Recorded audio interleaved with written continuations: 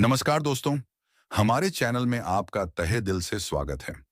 क्या आपने कभी सोचा है कि एक खुशहाल, एक सफल और एक सार्थक जीवन जीने का आखिर रहस्य क्या है? हम अक्सर सफलता को पैसे, प्रसिद्धि या शक्ति से जोड़ते हैं। लेकिन क्या हो अगर मैं आपसे कहूं कि सच्ची सफलता का रहस्य इन सब चीजों में नहीं, बल्कि एक बहुत ही सरल, लेकिन बहुत ही शक्तिशाली चीज में छिपा है, और वो है उत्साह। आज हम एक ऐसी ही किताब की दुनिया में गोता लगाने वाले हैं जो हमें इसी एक शब्द की ताकत का एहसास कराती है। यह किताब 20वीं सदी की शुरुआत में अमेरिका के एक बहुत ही प्रभावशाली वैज्ञानिक, शिक्षाविद और विचारक डेविड स्टार जॉर्डन ने लिखी थी, और इसका नाम है लाइफ्स एंथुसियाज्म्स, यानी जीवन के उत्साह। यह किताब हमें यह नहीं बताती कि हमें क्या सोचना है, यह हमें यह सिखाती है कि हमें कैसे जीना है। यह हमें सिखाती है कि कैसे हम अपने जीवन को एक दिशाहीन नाव की तरह बहने देने की बजाय उसे एक उद्देश्य की मजबूत पतवार दे सकते हैं। यह हमें बताती है कि एक जुनून, एक धुन, एक मास्टर पैशन कैसे हमारे जीवन को साधारण से असाधारण बना सकता है। यह एक ऐसी किताब है जो आपको अपनी आराम कुर्सी से उठकर अपने सपनों का पीछा करने के लिए प्रेरित कर देगी। क्या आप तैयार हैं उस एक रहस्य को जानने के लिए जो आपके जीवन को एक नया अर्थ, एक नई ऊर्जा और एक नया उत्साह दे सकता है? तो चलिए इस रोमांचक सफर की शुरुआत करते हैं। चैप्टर नंबर 1, जब जिंदगी एक बोझ बन जाती है, बिना उद्देश्य के जीवन का अभिशाप। चलिए अपनी इस यात्रा की शुरुआत उस स्थिति से करते हैं जिसे हम सब ने कभी ना कभी अपनी जिंदगी में महसूस किया है। वो स्थिति है उद्देश्यहीनता की। कल्पना कीजिए एक ऐसे जीवन की जिसमें कोई स्पष्ट लक्ष्य नहीं है, कोई महत्वपूर्ण सपना नहीं है, कोई ऐसा जुनून नहीं है जो आपको सुबह बिस्तर से उठने के लिए मजबूर कर दे।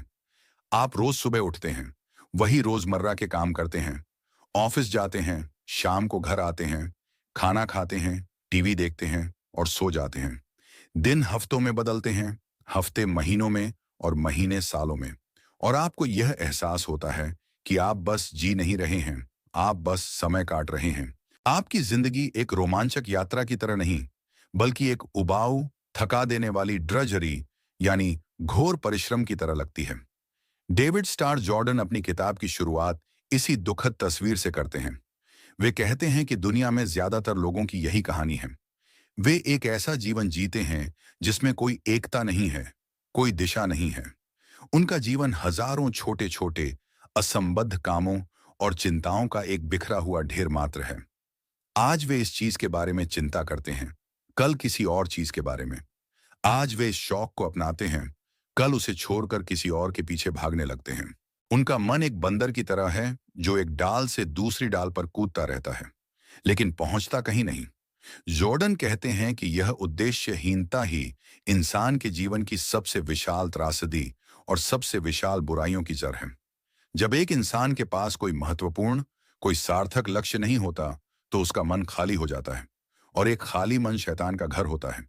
वो अपनी इस खालीपन को भरने के लिए छोटी छोटी और अक्सर विनाशकारी चीजों का सहारा लेने लगता है। वो आलस्य का शिकार हो जाता है, वो नकारात्मकता में डूब जाता है, या फिर वो शराब, जुए या दूसरी बुरी आदतों में अपना सुकून खोजने की कोशिश करता है। एक उद्देश्यहीन जीवन अंततः एक दुखी और एक नष्ट हुआ जीवन ही होता है। यह हमें आज की दुनिया के लिए एक बहुत विशाल चेतावनी देता है। हम आज एक ऐसी दुनिया में रहते हैं जो हमें लगातार विचलित करने के लिए बनी है। सोशल मीडिया, नेटफ्लिक्स, अनगिनत मनोरंजन के साधन, ये सब हमारा ध्यान खींचने के लिए एक दूसरे से हौर कर रहे हैं। और इस शोर शराबे में रुककर खुद से यह पूछना बहुत मुश्किल हो गया है, मैं अपनी जिंदगी के साथ कर क्या रहा हूं? मेरा असली मकसद क्या है?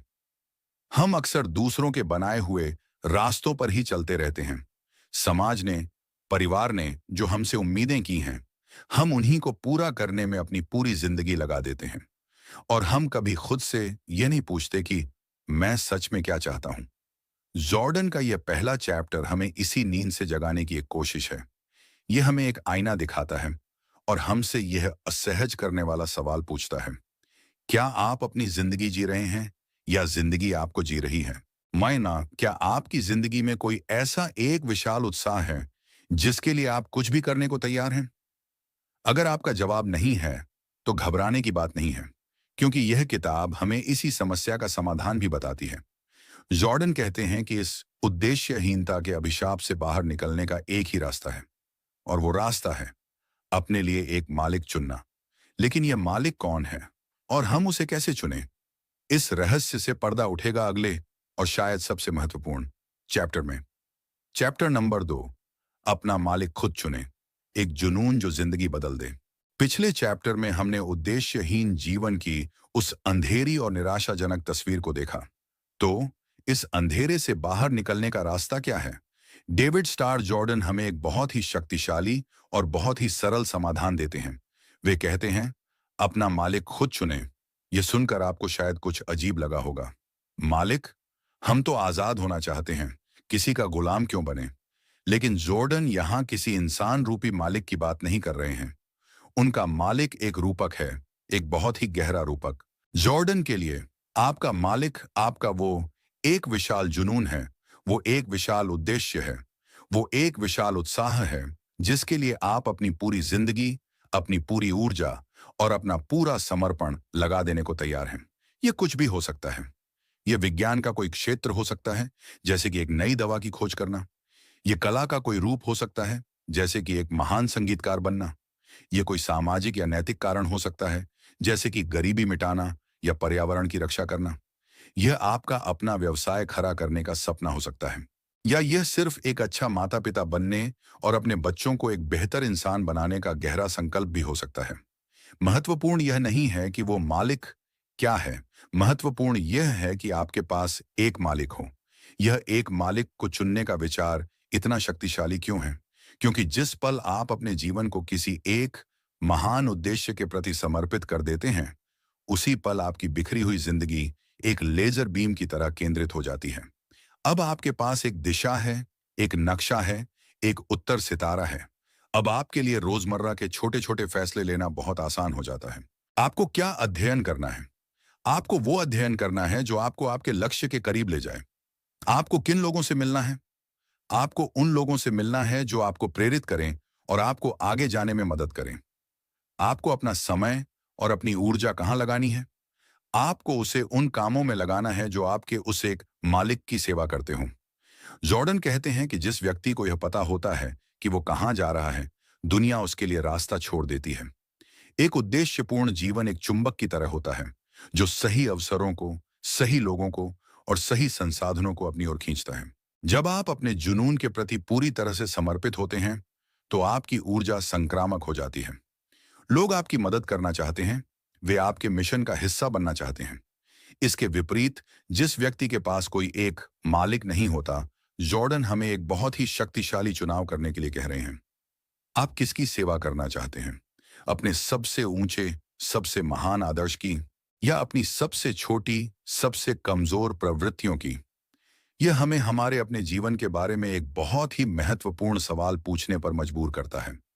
क्या आपके जीवन में कोई ऐसा एक जुनून है, कोई ऐसी चीज जिसके बारे में सोचते ही आपकी आंखों में एक चमक आ जाती है? कोई ऐसा काम जिसे आप घंटों तक बिना थके कर सकते हैं? कोई ऐसा सपना जिसके लिए आप कोई भी कीमत चुकाने को तैयार हैं? अगर हाँ, तो आप बहुत भाग्यशाली हैं। और अगर नहीं, तो जॉर्डन कहते हैं कि इसे खोजना ही आपके जीवन का सबसे पहला और सबसे महत्वपूर्ण काम है। लेकिन यह खोज होगी कैसे? हम अपने इस मालिक को, अपने इस जुनून को कैसे खोजें? जॉर्डन कहते हैं कि यह कोई रहस्यमयी प्रक्रिया नहीं है। इसकी शुरुआत होती है कर्म से, एक्शन से। चीजों को आजमाएं, नई नई चीजें सीखें, उन विषयों के बारे में अध्ययन करें जिनमें आपकी कुछ भी रुचि हो, उन कामों को करें जो आपको चुनौती देते हों। आपका जुनून किसी दिन आसमान से टपक कर आपके ऊपर नहीं गिरेगा। वो तो आपको कर्म के, अनुभव के और आत्म खोज के रास्ते पर चलकर ही मिलेगा। लेकिन एक बार जब आपको वो मिल गया, तो फिर उसे कभी मत छोड़ना, क्योंकि वही आपके जीवन की सबसे विशाल संपत्ति है। लेकिन क्या सिर्फ एक जुनून का होना ही काफी है, या उसे जीने का भी एक खास तरीका है?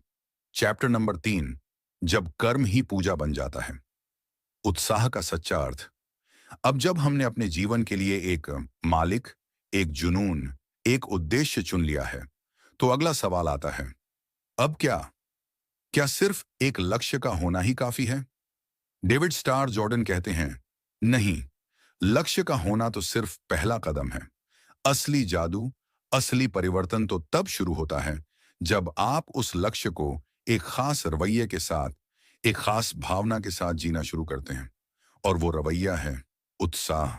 उत्साह शब्द जिसके नाम पर यह किताब है, जॉर्डन के लिए कोई साधारण हल्का फुल्का शब्द नहीं है।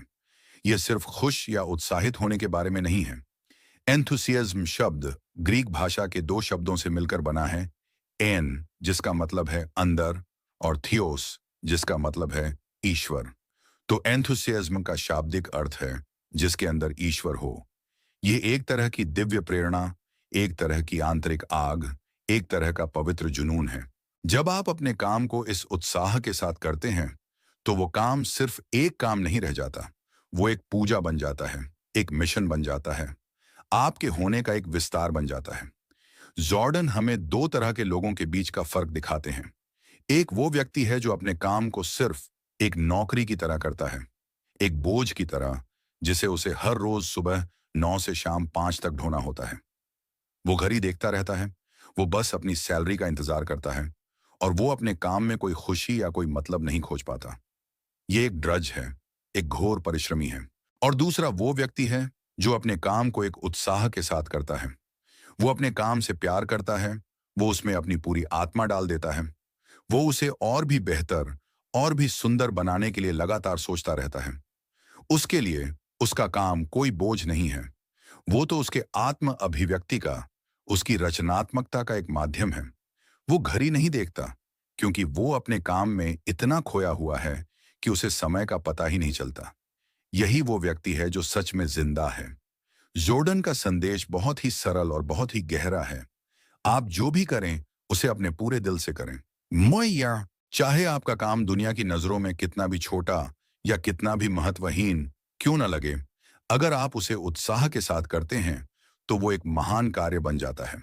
एक सड़क साफ करने वाला जो अपने काम को इस उत्साह के साथ करता है कि मैं अपने शहर को दुनिया का सबसे साफ शहर बनाऊंगा, वो उस महान कॉरपोरेट सीईओ से कहीं ज्यादा महान और कहीं ज्यादा खुश है, जो अपने काम को सिर्फ पैसा कमाने की एक मशीन समझता है। यह उत्साह संक्रामक होता है। जब आप अपने काम के प्रति जुनूनी होते हैं, तो आपके आसपास के लोग भी उस ऊर्जा को महसूस करते हैं, और वे भी प्रेरित होते हैं। एक उत्साही शिक्षक अपनी पूरी कक्षा में सीखने की एक आग जला सकता है। एक उत्साही लीडर अपनी पूरी टीम को असंभव लगने वाले लक्ष्यों को हासिल करने के लिए प्रेरित कर सकता है। उत्साह सिर्फ एक व्यक्तिगत भावना नहीं है, यह एक सामाजिक शक्ति है। तो हम अपने अंदर इस उत्साह को कैसे जगाएं और कैसे बनाए रखें? जॉर्डन कहते हैं कि इसकी शुरुआत होती है अपने काम में अर्थ खोजने से। अपने आप से यह पूछें, मेरा यह काम एक विशाल परिप्रेक्ष्य में क्या योगदान दे रहा है? यह दूसरों के जीवन को कैसे छू रहा है? जब आप अपने काम को सिर्फ अपनी सैलरी से नहीं, बल्कि एक विशाल उद्देश्य से जोड़ लेते हैं, तो उत्साह अपने आप आने लगता है। दूसरा तरीका है लगातार सीखते रहना और खुद को बेहतर बनाते रहना। जब हम कुछ नया सीखते हैं, जब हम अपनी क्षमताओं को विकसित करते हैं, तो हमें एक तरह की उपलब्धि और एक तरह की महारत का एहसास होता है, और यही एहसास हमारे उत्साह को जिंदा रखता है। एक ऐसा व्यक्ति जो यह सोचता है कि मैं सब कुछ जानता हूं, उसका उत्साह बहुत जल्द मर जाता है। एक सच्चा उत्साही व्यक्ति हमेशा एक छात्र बना रहता है। यह हमें सिखाता है कि सफलता का असली रहस्य हमारे काम की प्रकृति में उतना नहीं है, जितना हमारे काम के प्रति हमारी प्रवृत्ति में है। आप दुनिया का सबसे ग्लैमरस काम भी बिना उत्साह के एक बोझ की तरह कर सकते हैं, और आप दुनिया का सबसे साधारण काम भी उत्साह के साथ एक उत्सव की तरह कर सकते हैं। चुनाव आपका है, लेकिन जब हम अपने इस उत्साह के रास्ते पर चलते हैं, तो हमारी जिंदगी में एक और बहुत ही अद्भुत चीज होने लगती है। हमारी जिंदगी एकीकृत होने लगती है। चैप्टर नंबर 4, एक जिंदगी एक मकसद, उद्देश्य की एकीकृत शक्ति। एक बार जब आप अपने लिए एक मालिक चुन लेते हैं और आप उसकी सेवा पूरे उत्साह के साथ करने लगते हैं, तो आपके जीवन में एक बहुत ही सुंदर और बहुत ही शक्तिशाली परिवर्तन घटित होता है। आपकी जिंदगी, जो पहले शायद एक बिखरी हुई, एक खंडित पहेली की तरह थी, वो अब एक सुंदर, एक सुसंगत और एक एकीकृत तस्वीर में बदलने लगती है। डेविड स्टार जॉर्डन के लिए यह उद्देश्य की एकता ही एक सफल और एक सुखी जीवन का सबसे विशाल रहस्य है। एक खंडित जीवन कैसा होता है? यह एक ऐसा जीवन है जिसमें आपके अलग अलग हिस्से एक दूसरे के खिलाफ लड़ रहे होते हैं। आपका काम आपके मूल्यों के खिलाफ होता है। आपके रिश्ते आपकी महत्वाकांक्षाओं के रास्ते में एक बाधा होते हैं। आप एक ही समय में 10 अलग अलग दिशाओं में भागने की कोशिश कर रहे होते हैं और नतीजा यह होता है कि आप कहीं नहीं पहुंचते। ये एक बहुत ही तनावपूर्ण, एक बहुत ही थका देने वाली और एक बहुत ही असंतोषजनक अवस्था है। लेकिन जब आपके पास एक स्पष्ट, एक केंद्रीय उद्देश्य होता है, तो वो उद्देश्य एक गुरुत्वाकर्षण केंद्र की तरह काम करता है, जो आपके जीवन के सभी अलग-अलग हिस्सों को अपनी ओर खींचता है और उन्हें एक ही सामंजस्यपूर्ण प्रणाली में बांध देता है। अब आपका काम आपके जुनून का एक विस्तार है। आपके रिश्ते आपके मिशन में आपके सहयोगी हैं। आपका सीखना, आपका खेलना, आपका आराम करना, ये सब कुछ अब उसी एक विशाल लक्ष्य की सेवा में लग जाता है। आपकी जिंदगी में अब कोई व्यर्थ क्षण नहीं होता, क्योंकि हर क्षण प्रत्यक्ष या अप्रत्यक्ष रूप से आपके उस एक विशाल उत्साह में योगदान दे रहा होता है। जॉर्डन कहते हैं कि यह एकता ही हमें एक गहरी, एक स्थायी खुशी प्रदान करती है। खुशी कोई ऐसी चीज नहीं है जिसका आप सीधे सीधे पीछा कर सकते हैं। वो तो एक उप उत्पाद है, एक परछाई है, जो तब पैदा होती है जब आप खुद को भूलकर किसी विशाल और सार्थक काम में पूरी तरह से खो जाते हैं। जब एक वैज्ञानिक एक मुश्किल समस्या को सुलझाने में इतना डूब जाता है कि उसे खाने पीने का भी होश नहीं रहता, या जब एक कलाकार एक पेंटिंग बनाने में इतना मग्न हो जाता है कि उसे समय का भी पता नहीं चलता, तो वो जो अनुभव कर रहा होता है वही सच्ची गहरी खुशी है। यह स्वयं को भूल जाने की खुशी है, और यह खुशी सिर्फ एक उद्देश्यपूर्ण, एक एकीकृत जीवन में ही मिल सकती है। यह उद्देश्य की एकता हमें एक और बहुत ही महत्वपूर्ण चीज देती है, और वो है स्थिरता। एक ऐसा जीवन जिसका कोई लंगर नहीं है, वो जिंदगी के छोटे छोटे तूफानों में भी डगमगाने लगता है। एक छोटी सी आलोचना, एक छोटी सी असफलता हमें पूरी तरह से तोड़ सकती है। लेकिन जब आपके पास एक विशाल और मजबूत उद्देश्य रूपी लंगर होता है, तो आप जिंदगी के बड़े से बड़े तूफानों का भी सामना कर सकते हैं। आप जानते हैं कि आप कौन हैं और आप कहां जा रहे हैं। बाहरी दुनिया की छोटी छोटी बातें आपको उतना प्रभावित नहीं कर पाती, क्योंकि आपकी नजरें अपने उस उत्तर सितारे पर टिकी हुई हैं। यह हमें सिखाता है कि हमें अपनी जिंदगी को एक प्रोजेक्ट की तरह देखना चाहिए। एक ऐसा प्रोजेक्ट जिसका एक स्पष्ट लक्ष्य है और जिसके सभी हिस्से उस लक्ष्य को पूरा करने के लिए एक साथ काम कर रहे हैं। हमें समय समय पर रुककर खुद से यह पूछना चाहिए, क्या मेरे जीवन के अलग अलग हिस्से, मेरा काम, मेरे रिश्ते, मेरा स्वास्थ्य, क्या यह सब एक ही दिशा में जा रहे हैं या वे एक दूसरे को काट रहे हैं? मैं अपने जीवन में और ज्यादा एकता और ज्यादा सामंजस्य कैसे ला सकता हूं? एक एकीकृत जीवन जीना एक कलाकृति बनाने जैसा है।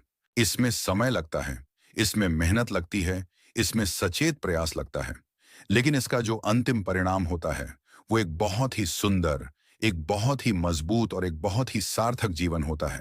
लेकिन इस रास्ते पर चलने में एक बहुत विशाल दुश्मन है जो हमारा रास्ता रोकता है। चैप्टर नंबर 5, मामूलीपन का आकर्षण। जब आराम आपका दुश्मन बन जाता है, एक उद्देश्यपूर्ण, एक उत्साही जीवन का आदर्श सुनने में बहुत ही आकर्षक और प्रेरणादायक लगता है। हम सब ऐसा जीवन जीना चाहते हैं। तो फिर हम में से ज्यादातर लोग ऐसा जीवन जी क्यों नहीं पाते? वो कौन सी चीज है जो हमें रोकती है? डेविड स्टार जॉर्डन कहते हैं कि हमारा सबसे विशाल दुश्मन कोई बाहरी बाधा या कोई दूसरा व्यक्ति नहीं है। हमारा सबसे विशाल दुश्मन हमारे अपने ही अंदर छिपा हुआ है, और उसका नाम है मामूलीपन या ओछेपन का आकर्षण। यह एक बहुत ही सूक्ष्म लेकिन बहुत ही शक्तिशाली दुश्मन है। ये वो आवाज है जो हमारे अंदर से कहती है, अरे इतनी मेहनत क्यों करनी, कुछ आराम कर लो, जिंदगी को इतना गंभीरता से क्यों लेना, बस मजे करो। ये हमें विशाल, मुश्किल और दूरगामी लक्ष्यों से हटाकर छोटे छोटे, आसान और तुरंत सुख देने वाले कामों की ओर खींचती है। ये वो दुश्मन है जो हमें एक महान उपन्यास लिखने की बजाय घंटों तक सोशल मीडिया स्क्रॉल करने पर मजबूर करता है। ये वो दुश्मन है जो हमें एक स्वस्थ शरीर बनाने की बजाय जंक फूड खाने के लिए ललचाता है। ये वो दुश्मन है जो हमें एक मुश्किल लेकिन सार्थक बातचीत करने की बजाय एक आसान सतही गपशप में उलझाए रखता है। जॉर्डन कहते हैं कि प्रकृति में ऊर्जा हमेशा सबसे कम प्रतिरोध का रास्ता चुनती है और इंसानी स्वभाव भी काफी हद तक ऐसा ही है। एक विशाल सार्थक लक्ष्य हासिल करने के लिए बहुत मेहनत, बहुत अनुशासन और बहुत धैर्य की जरूरत होती है। उसमें असफलता का भी डर होता है। इसकी तुलना में छोटे छोटे तुरंत सुख देने वाले कामों में कोई मेहनत नहीं लगती, कोई जोखिम नहीं होता, और हमारा मन अगर उसे प्रशिक्षित न किया जाए तो वो हमेशा इसी आसान रास्ते की ओर भागता है। जॉर्डन का मानना था कि एक उद्देश्यपूर्ण जीवन जीने का मतलब है इस आसान रास्ते के आकर्षण के खिलाफ एक निरंतर युद्ध की स्थिति में रहना। यह अपनी ही निचली प्रवृत्तियों के खिलाफ एक लड़ाई है, और इस लड़ाई में आपका सबसे प्रमुख हथियार है आपका वही मालिक, आपका वही उत्साह। जब आपके पास कोई ऐसा विशाल और प्रेरक लक्ष्य होता है जो आपके लिए सच में मायने रखता है, तो वो लक्ष्य आपको इन छोटे छोटे प्रलोभनों से लड़ने की ताकत देता है। जब आपको पता होता है कि आपको सुबह उठकर एक मैराथन के लिए ट्रेनिंग करनी है, तो रात को देर तक पार्टी करने का आकर्षण अपने आप कम हो जाता है। जब आप एक महान किताब लिखने के जुनून में होते हैं, तो घंटों तक टीवी देखना आपको समय की बर्बादी लगने लगता है। यह हमें सिखाता है कि नकारात्मक चीजों से लड़ने का सबसे अच्छा तरीका उन पर ध्यान केंद्रित करना नहीं है, बल्कि किसी सकारात्मक चीज पर अपना ध्यान इतना ज्यादा केंद्रित कर देना है कि नकारात्मक चीजों के लिए कोई जगह ही न बचे। अपनी जिंदगी को एक विशाल हाँ से भर दो, तो छोटी छोटी ना अपने आप कमजोर पड़ जाएंगी। जॉर्डन उन लोगों की भी आलोचना करते हैं जो अपनी जिंदगी को सिर्फ आनंद की खोज में बिता देते हैं। वे कहते हैं कि आनंद और खुशी में बहुत महत्वपूर्ण फर्क है। आनंद क्षणिक होता है, वो बाहरी चीजों पर निर्भर होता है, और वो अक्सर हमें खालीपन में ही छोड़ जाता है। लेकिन सच्ची खुशी, जैसा कि हमने देखा, वो आंतरिक होती है। वो एक सार्थक काम में खुद को खो देने का एक उपउत्पाद होती है। जो व्यक्ति सिर्फ आनंद के पीछे भागता है, वो कभी भी सच्ची खुशी नहीं पा सकता। तो हमें खुद से यह सवाल पूछना होगा, मैं अपनी जिंदगी में किन चीजों को प्राथमिकता दे रहा हूं? क्या मैं आराम और तुरंत सुख को चुन रहा हूं, या मैं विकास और सार्थक संघर्ष को चुन रहा हूं? जॉर्डन हमें चेतावनी देते हैं कि मामूलीपन का रास्ता बहुत ही आकर्षक और आरामदायक लग सकता है, लेकिन अंत में वो हमें सिर्फ ऊब, पछतावे और एक खाली जीवन की ओर ही ले जाता है। सच्ची जिंदगी, सच्चा रोमांच तो उस मुश्किल, उस चढ़ाई वाले रास्ते पर ही है जहां हमारे बड़े से बड़े उत्साह हमारा इंतजार कर रहे हैं। चैप्टर नंबर 6, वह आदमी जो जानता है कि वह कहां जा रहा है। आत्मविश्वास और दुनिया का रवैया। डेविड स्टार जॉर्डन का एक बहुत ही प्रसिद्ध और अक्सर उद्धृत किया जाने वाला कथन है, आज दुनिया उस आदमी के लिए एक तरफ हट जाती है जो जानता है कि वो कहां जा रहा है। यह एक बहुत ही शक्तिशाली और आशावादी बयान है। यह हमें बताता है कि जब हम अपने जीवन में एक स्पष्ट दिशा और एक अटूट संकल्प के साथ आगे जाते हैं, तो दुनिया, कायनात और दूसरे लोग भी हमारी मदद करने के लिए आगे आते हैं। यह कोई जादुई या रहस्यमयी विचार नहीं है। इसके पीछे एक बहुत ही गहरा मनोविज्ञान है। कल्पना कीजिए दो लोगों की। एक व्यक्ति है जो हमेशा अनिश्चित रहता है, वो हमेशा दूसरों से सलाह मांगता रहता है, वो हर कदम पर हिचकिचाता है और उसे खुद ही नहीं पता कि वो क्या चाहता है।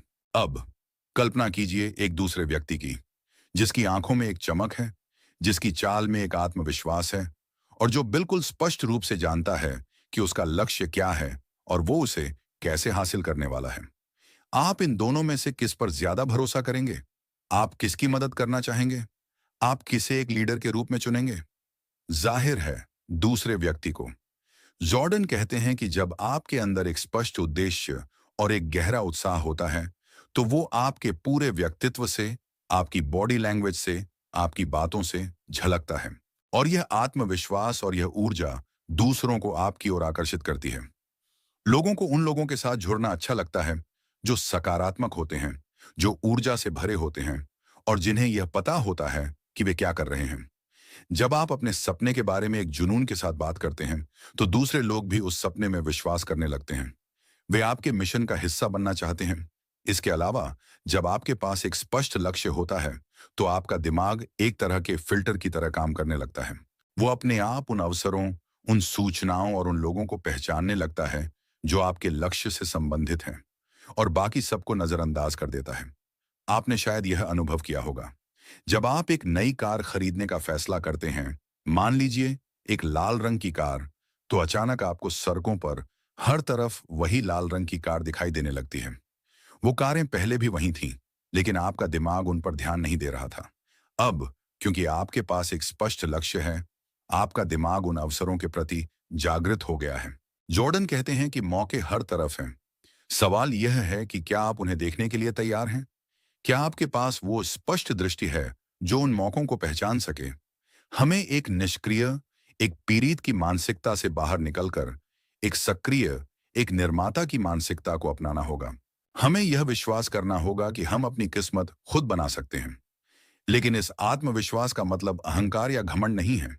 एक सच्चा उत्साही व्यक्ति आत्मविश्वासी तो होता है, लेकिन वो विनम्र भी होता है। वो जानता है कि उसे अभी बहुत कुछ सीखना है। उसका आत्मविश्वास उसकी अपनी क्षमताओं के बारे में उतना नहीं है जितना कि उसके अपने उद्देश्य की शक्ति और सच्चाई के बारे में है। वो जानता है कि वो एक ऐसे महान और सार्थक काम को कर रहा है जो उससे भी विशाल है, और यही एहसास उसे विनम्र बनाए रखता है। तो अगर आप चाहते हैं कि दुनिया आपके लिए रास्ता बनाए, तो पहले आपको खुद यह तय करना होगा कि आप जाना कहाँ चाहते हैं। अपनी दिशा चुनें, अपनी पतवार को मजबूती से पकड़ें और फिर पूरे आत्मविश्वास और पूरे उत्साह के साथ अपनी यात्रा पर निकल पड़ें। और आप पाएंगे कि लहरें और हवाएं भी आपकी मदद करने के लिए आपका साथ देने लगेंगी। चैप्टर नंबर 7, जीने का विज्ञान, जीने की कला, कर्म और उसका फल। डेविड स्टार जॉर्डन एक वैज्ञानिक होने के नाते जीवन को एक बहुत ही यथार्थवादी और कारण कार्य पर आधारित नजरिए से देखते थे। उनका दर्शन किसी रहस्यमयी या अलौकिक शक्ति पर आधारित नहीं है। यह प्रकृति के बहुत ही सरल लेकिन बहुत ही कठोर नियमों पर आधारित है। और उनमें से सबसे बुनियादी नियम है कर्म का नियम, यानी आप जो बोते हैं वही काटते हैं। जॉर्डन कहते हैं कि यह ब्रह्मांड नैतिक रूप से तटस्थ है, लेकिन यह पूरी तरह से व्यवस्थित है। यह किसी की तरफदारी नहीं करता, यह सिर्फ अपने नियमों का पालन करता है। अगर आप आग में हाथ डालेंगे तो आपका हाथ जलेगा, चाहे आप कितने भी अच्छे इंसान क्यों ना हो। अगर आप मेहनत करेंगे तो आपको उसके परिणाम मिलेंगे। यह जीवन का विज्ञान है। जॉर्डन हमें सिखाते हैं कि हमें अपनी जिंदगी को भाग्य, किस्मत या संयोग के भरोसे नहीं छोड़ना चाहिए। हमें एक वैज्ञानिक की तरह जीना चाहिए जो कारणों को समझता है और इच्छित प्रभावों को पैदा करने के लिए उन कारणों पर काम करता है। अगर आप एक स्वस्थ शरीर चाहते हैं, यानी यह प्रभाव है, तो आपको उसके कारणों पर काम करना होगा।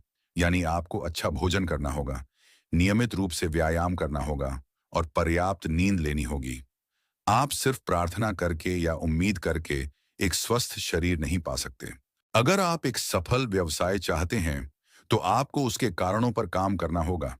यानी आपको एक अच्छा प्रोडक्ट बनाना होगा, आपको अच्छी मार्केटिंग करनी होगी और आपको अपने ग्राहकों को अच्छी सेवा देनी होगी।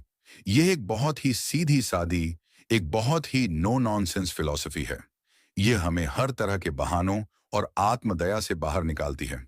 यह हमें हमारे जीवन के परिणामों के लिए पूरी तरह से जिम्मेदार बनाती है। अगर आपकी जिंदगी वैसी नहीं है जैसी आप चाहते हैं, तो दूसरों को या किस्मत को दोष मत दो। अपने अंदर झांको और उन कारणों को खोजो जिन्हें बदलने की जरूरत है। लेकिन जॉर्डन सिर्फ जीवन के विज्ञान की ही बात नहीं करते, वे जीवन की कला की भी बात करते हैं। विज्ञान हमें बताता है कि क्या करना है, लेकिन कला हमें बताती है कि उसे कैसे करना है, यानी एक सुंदरता, एक जुनून और एक उत्साह के साथ। जीवन की कला का मतलब है अपने चुने हुए काम को, अपने उस एक मालिक को, अपनी पूरी आत्मा और अपनी पूरी रचनात्मकता के साथ करना। यह अपने काम को सिर्फ एक तकनीकी प्रक्रिया के रूप में नहीं, बल्कि एक सुंदर चीज बनाने के अवसर के रूप में देखना है। एक सच्चा उत्साही व्यक्ति एक वैज्ञानिक और एक कलाकार दोनों का मिश्रण होता है। उसका दिमाग एक वैज्ञानिक की तरह स्पष्ट, तार्किक और व्यवस्थित होता है, और उसका दिल एक कलाकार की तरह भावुक, रचनात्मक और सुंदरता की खोज में रहता है। वो जानता है कि सफलता के लिए मेहनत और अनुशासन यानी विज्ञान भी जरूरी है, और जुनून और प्रेम यानी कला भी उतना ही जरूरी है। यह हमें हमारे अपने जीवन के प्रति एक बहुत ही संतुलित दृष्टिकोण अपनाने के लिए प्रेरित करता है। हमें यथार्थवादी और जमीन से जुड़ा हुआ भी रहना है, हमें यह समझना है कि हर चीज के परिणाम होते हैं, लेकिन हमें अपने सपनों को, अपने जुनून को और जीवन की सुंदरता को भी कभी नहीं भूलना है। हमें एक इंजीनियर की तरह योजना बनानी है और एक कवि की तरह उस योजना को जीना है। यह कर्म का नियम हमें यह भी सिखाता है कि हमारे हर छोटे छोटे चुनाव का महत्व है। आप आज जो एक किताब अध्ययन करते हैं, आज जो आप एक स्वस्थ भोजन खाते हैं, आज जो आप एक अच्छी आदत का अभ्यास करते हैं, वो सब एक छोटे से बीज की तरह हैं, जो भविष्य में एक बहुत विशाल वृक्ष बन सकते हैं। और आप आज जो समय बर्बाद करते हैं, आज जो आप एक बुरी आदत को अपनाते हैं, वो भी एक बीज है, जो भविष्य में एक कांटेदार झाड़ी बन सकता है। भविष्य का निर्माण कहीं और नहीं हो रहा है, वो यहीं, इसी पल में, आपके हर एक चुनाव में हो रहा है। चैप्टर नंबर 8, युवाओं की शक्ति। जब भविष्य आपके हाथों में होता है। डेविड स्टार जॉर्डन सिर्फ एक वैज्ञानिक ही नहीं थे, वे एक महान शिक्षाविद और एक यूनिवर्सिटी के संस्थापक अध्यक्ष भी थे। उन्होंने अपनी जिंदगी का एक बहुत विशाल हिस्सा युवाओं के साथ काम करते हुए, उन्हें सिखाते हुए और उन्हें प्रेरित करते हुए बिताया। और उनकी यह किताब लाइफ्स एंथुसियाज्म्स भी मुख्य रूप से युवाओं को ही संबोधित है। ये एक तरह का प्रारंभ भाषण है, जो एक अनुभवी मार्गदर्शक जीवन की दहलीज पर खरे युवाओं को दे रहा है। जॉर्डन का मानना था कि किसी भी देश का, किसी भी सभ्यता का भविष्य उसके युवाओं के चरित्र और उनके उत्साह पर ही निर्भर करता है। जॉर्डन युवाओं को एक बहुत ही स्पष्ट और बहुत ही चुनौतीपूर्ण संदेश देते हैं। वे कहते हैं, यह आपकी जिंदगी है, यह आपका मौका है, इसे बर्बाद मत करो। वे उन्हें उस मामूलीपन के आकर्षण के खिलाफ चेतावनी देते हैं जिसकी हमने पहले बात की थी। वे जानते थे कि युवावस्था एक ऐसा समय होता है जब ऊर्जा तो बहुत होती है, लेकिन दिशा अक्सर नहीं होती। और इसी दिशाहीन ऊर्जा को दुनिया अक्सर गलत और विनाशकारी रास्तों पर मोड़ देती है। जॉर्डन युवाओं से आग्रह करते हैं कि वे अपनी इस कीमती ऊर्जा को छोटी छोटी तुच्छ चीजों में बर्बाद न करें। वे उन्हें जल्द से जल्द अपने लिए एक मालिक, एक विशाल और सार्थक उद्देश्य चुनने के लिए कहते हैं। वे कहते हैं कि आपकी शिक्षा का, आपकी कॉलेज की डिग्री का असली मकसद सिर्फ एक अच्छी नौकरी पाना या पैसा कमाना नहीं है। उसका असली मकसद है आपको अपनी क्षमताओं को खोजने में मदद करना, आपको अलग अलग ज्ञान के क्षेत्रों से परिचित कराना, ताकि आप यह तय कर सकें कि आप अपनी जिंदगी किस चीज के लिए समर्पित करना चाहते हैं। एक सच्ची शिक्षा वो है जो आपको सिर्फ यह नहीं सिखाती कि कैसे जिएं, बल्कि यह भी कि क्यों जिएं। जॉर्डन युवाओं को जोखिम उठाने और गलतियां करने से न डरने के लिए भी प्रोत्साहित करते हैं। वे कहते हैं कि जवानी ही वो समय है जब आप प्रयोग कर सकते हैं, जब आप नई नई चीजें आजमा सकते हैं। एक ऐसा युवा जिसने कभी कोई गलती नहीं की, उसने शायद कभी कुछ नया करने की कोशिश ही नहीं की।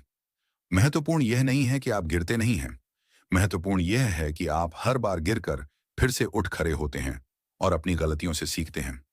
ये किताब हमें, चाहे हम किसी भी उम्र के हों, ये याद दिलाती है कि हमारे अंदर हमेशा एक युवा की आत्मा को जिंदा रखना कितना जरूरी है। वो युवा आत्मा जो जिज्ञासु है, जो आशावादी है, जो सीखने के लिए हमेशा तैयार रहती है और जो यह मानती है कि दुनिया को बदला जा सकता है। जिस दिन हम सीखना बंद कर देते हैं, जिस दिन हम सपने देखना बंद कर देते हैं, उसी दिन हम बुजुर्ग हो जाते हैं, चाहे हमारी उम्र कुछ भी हो। जॉर्डन का यह संदेश आज के युवाओं के लिए और भी ज्यादा प्रासंगिक है। आज के युवा एक बहुत ही जटिल, एक बहुत ही प्रतिस्पर्धी और एक बहुत ही अनिश्चित दुनिया का सामना कर रहे हैं। उन पर हर तरफ से सफल होने का, परफेक्ट होने का दबाव है। जॉर्डन की यह किताब उन्हें एक बहुत ही राहत भरा और एक बहुत ही सशक्त बनाने वाला संदेश देती है।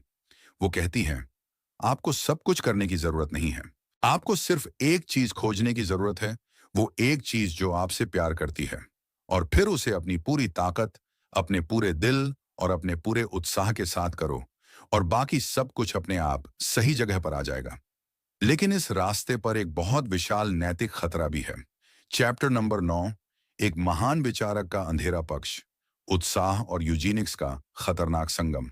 अब तक हमने डेविड स्टार जॉर्डन के बहुत ही प्रेरणादायक और सकारात्मक विचारों की यात्रा की है। उनका उत्साह, उद्देश्य और आत्म सुधार का संदेश बहुत ही शक्तिशाली है। लेकिन एक ईमानदार दार्शनिक अन्वेषण का यह तकाजा है कि हम कहानी का दूसरा और बहुत ही अंधेरा और परेशान करने वाला पहलू भी देखें। यह जानना बहुत जरूरी है कि डेविड स्टार जॉर्डन, जो एक तरफ तो इतने महान मानवतावादी लगते हैं, वे अपने समय के यूजेनिक्स आंदोलन के एक बहुत महान और बहुत ही प्रभावशाली नेता भी थे। और यह अंधेरा पक्ष उनके इस प्रेरणादायक दर्शन पर एक बहुत ही गहरी और बहुत ही स्थायी परछाई डालता है। यूजेनिक्स क्या था? यूजेनिक्स 20वीं सदी की शुरुआत का एक बहुत ही खतरनाक और अब पूरी तरह से बदनाम हो चुका छद्म वैज्ञानिक आंदोलन था। इसका मानना था कि इंसानी नस्ल को ठीक वैसे ही जैसे हम जानवरों या पौधों की नस्लों को सुधारते हैं, सुधारा जा सकता है।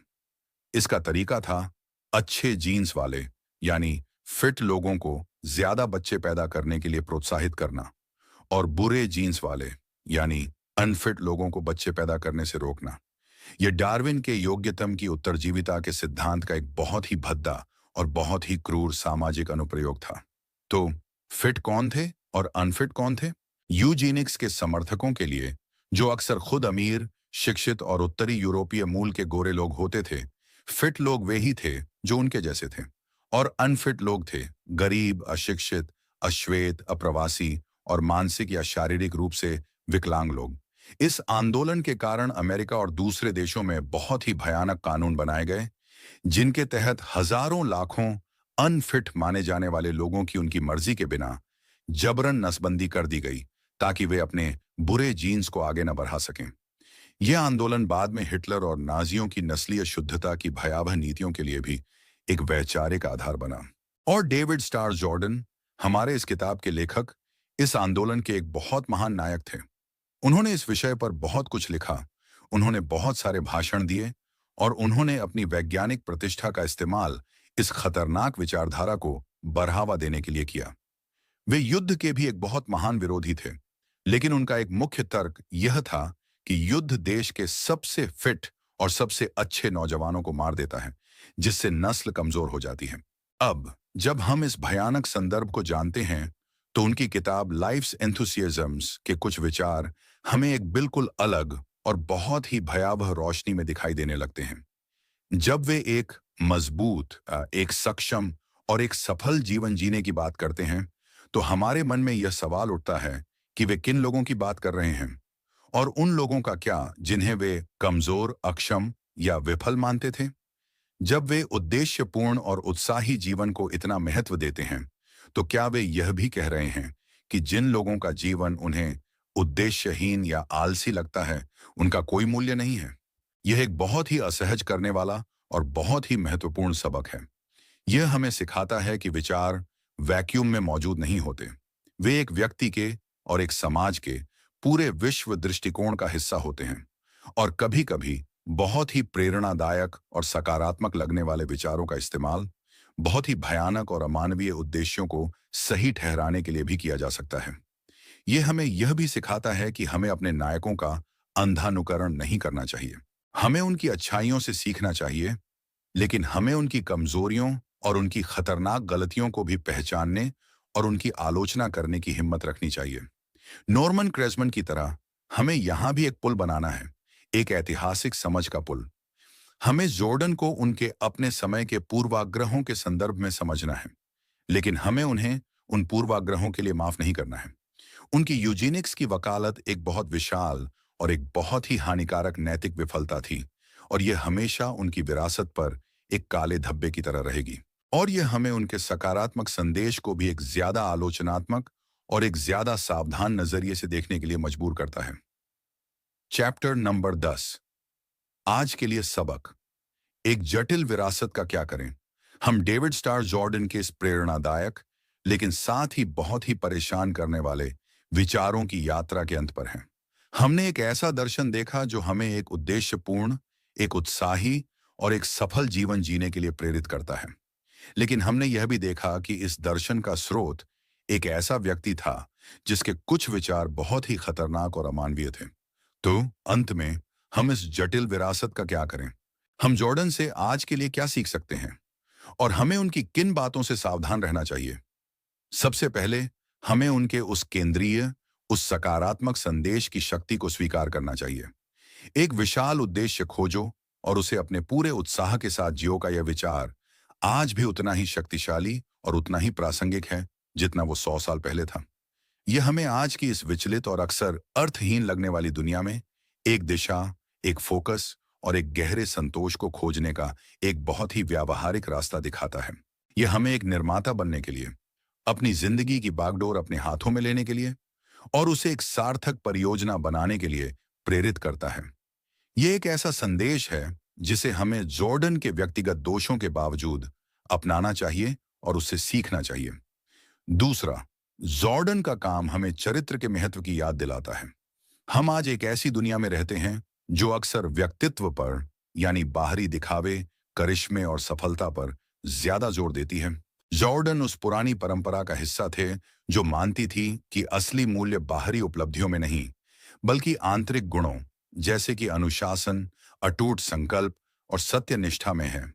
उनकी किताब हमें अपने चरित्र के निर्माण पर, अपनी आदतों को सुधारने पर और एक मजबूत नैतिक मजबूती विकसित करने पर काम करने के लिए प्रोत्साहित करती है। यह एक ऐसा सबक है जो कभी पुराना नहीं हो सकता। लेकिन, और यह बहुत ही महत्वपूर्ण है, जॉर्डन की कहानी हमें एक बहुत विशाल चेतावनी भी देती है।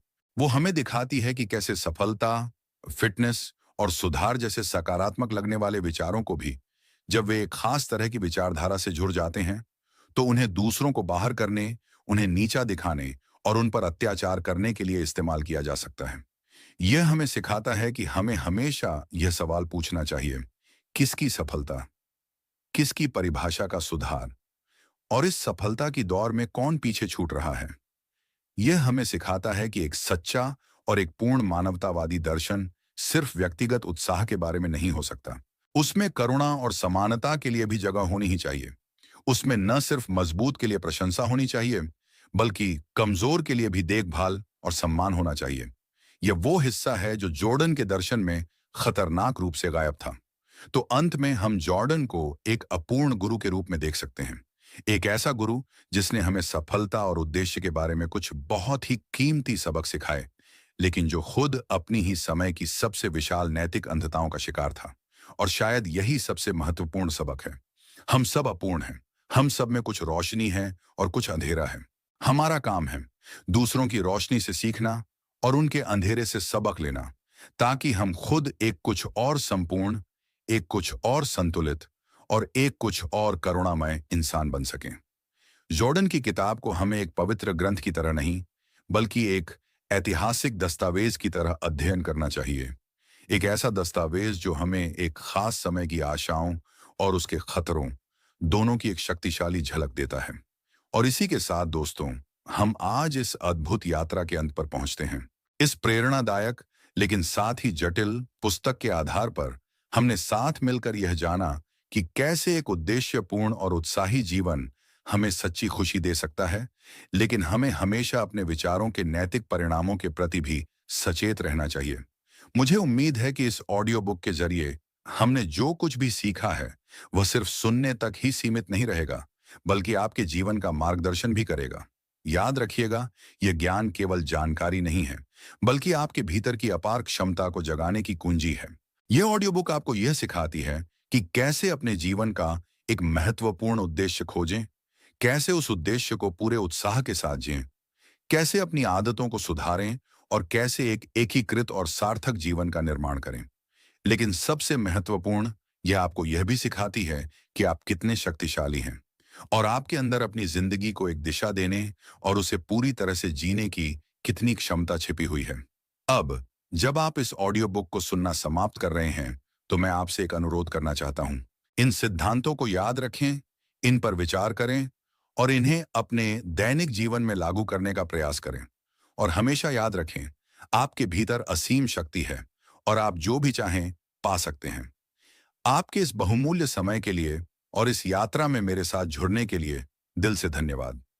मैं उम्मीद करता हूं कि आपको यह ऑडियो बुक पसंद आई होगी और इसने आपको अपने मन की शक्ति और नियंत्रण के बारे में कुछ नया सीखने को मिला होगा।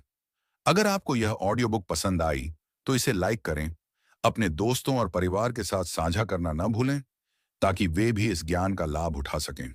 और हाँ, हमारे चैनल को सब्सक्राइब करना बिल्कुल ना भूलें, ताकि आपको ऐसी ही और प्रेरणादायक और ज्ञानवर्धक ऑडियो बुक्स मिलती रहें।